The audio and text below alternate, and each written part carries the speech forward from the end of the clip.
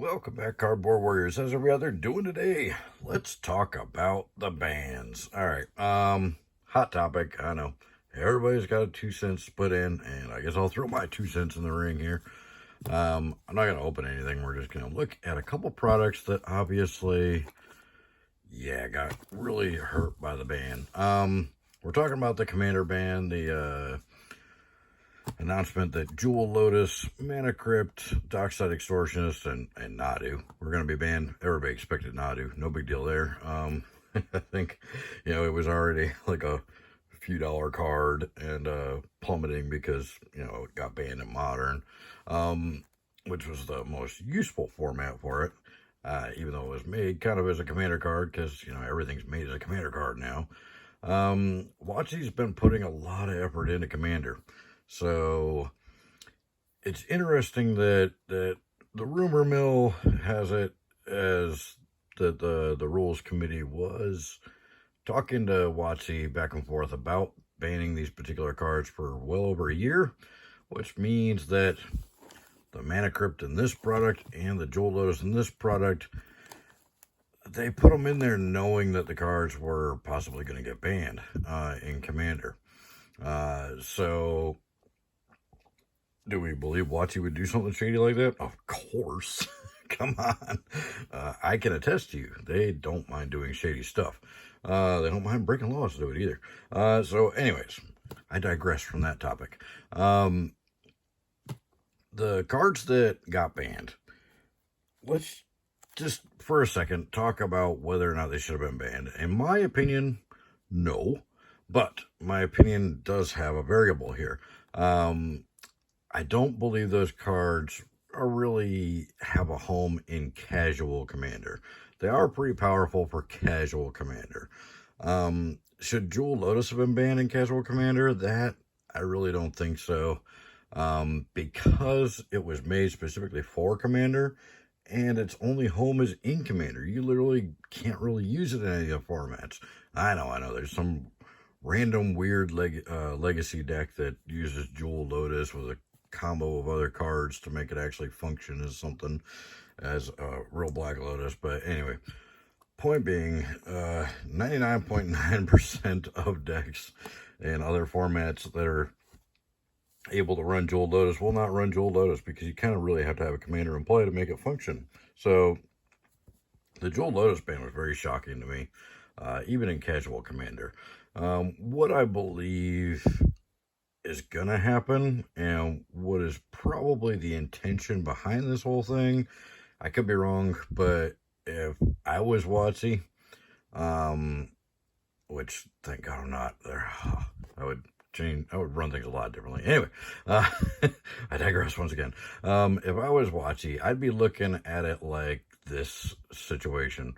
This is a player created format that we have no control over, and now it's so popular we're starting to do competitive Commander tournaments at our big events, and they're starting to have huge turnouts. These cEDH tournaments have been getting really good turnouts at these big events, and WotC has no control over that. So how do they get control over Commander without just trying to step in and take over and upsetting everybody?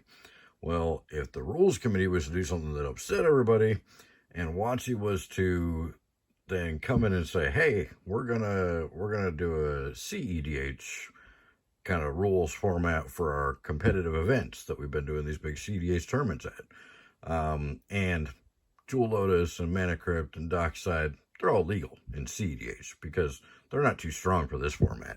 And it's true. They're not too strong for cEDH. cEDH is competitive, Commander.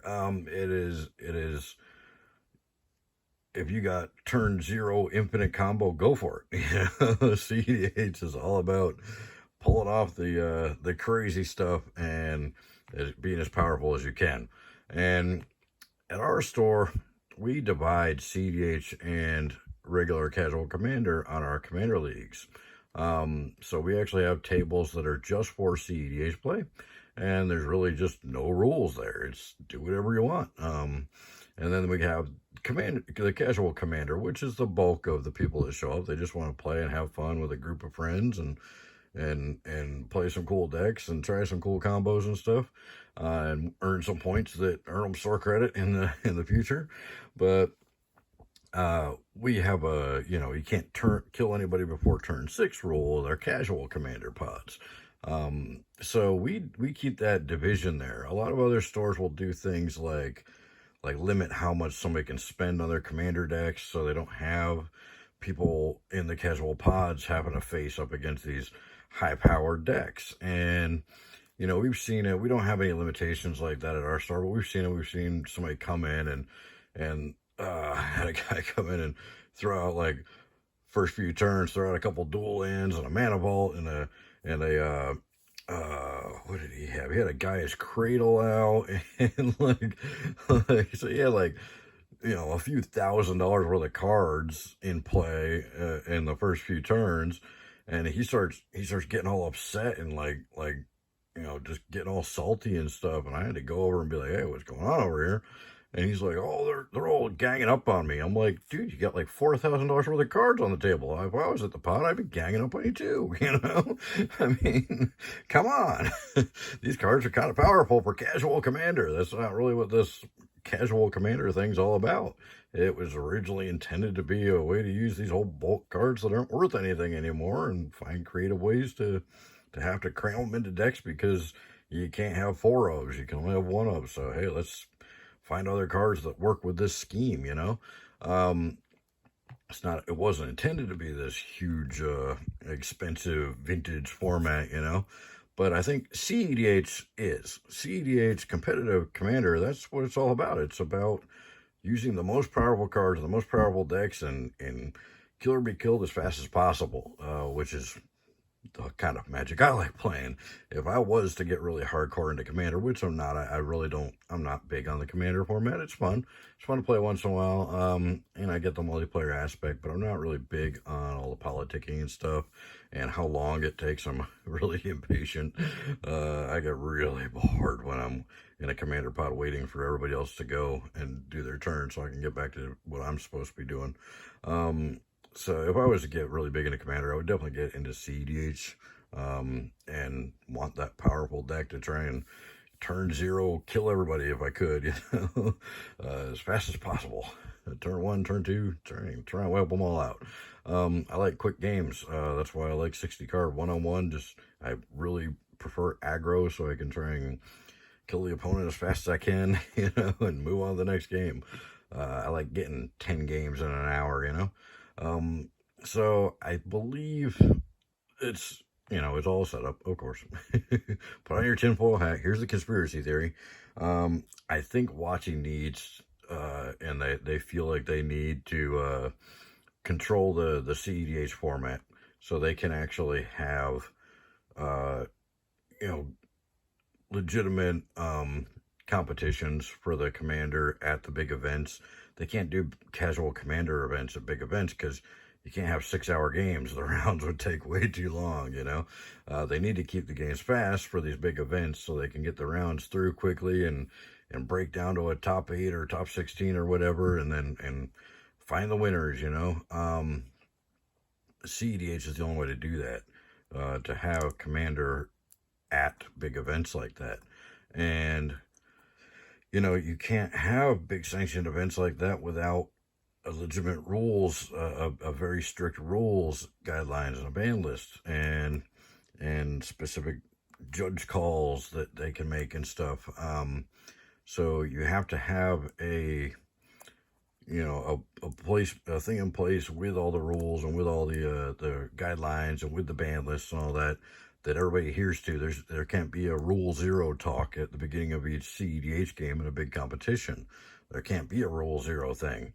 That's really a casual concept, and it's a cool concept that the commander, Sheldon and all them came up with. It's a really cool concept, and it's great for kitchen table and hanging out with friends and playing Magic for fun.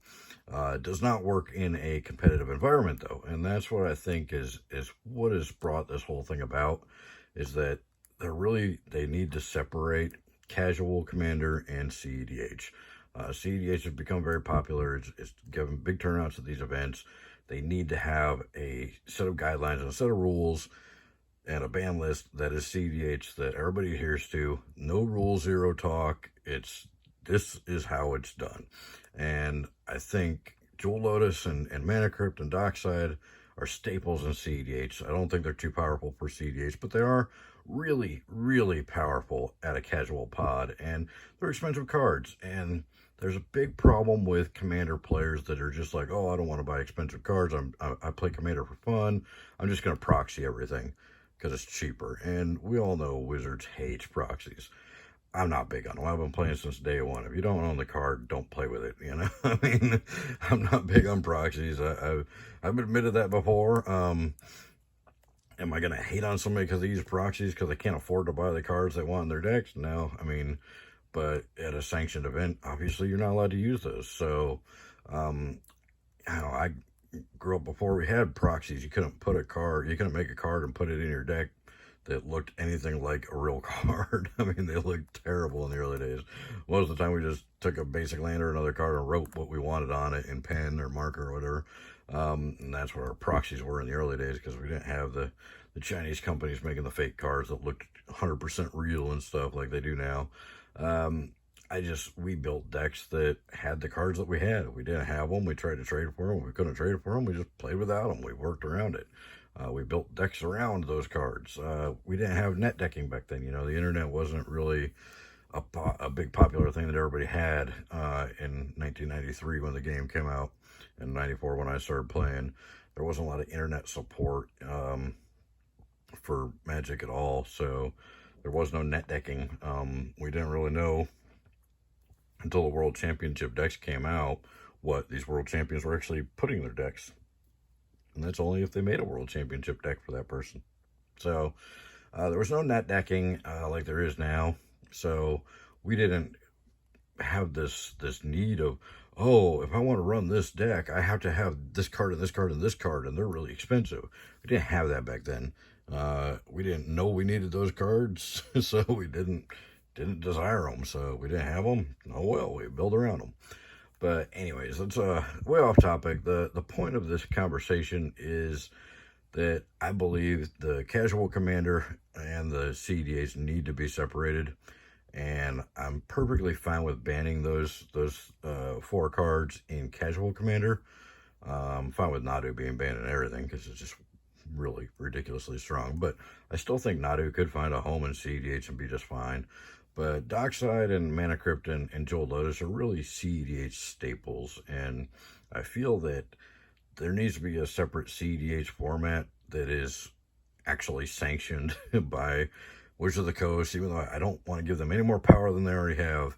In this case, it makes sense that they actually control cEDH for the big events. There needs to be no rule zero talk at big events. There needs to be legitimate, these are the guidelines, these are the rules, this is the ban list, this is how it's going to work, you know. I think that separation between casual and cEDH would help a lot of problems, because there is a lot of saltiness and whining about, oh, well, he's using this card, so his deck's too strong, or, oh, his deck's a 9 because he's got this card and that card in it, and I can't afford those cards, so I can't run that high power, so I don't have any fun playing against that person.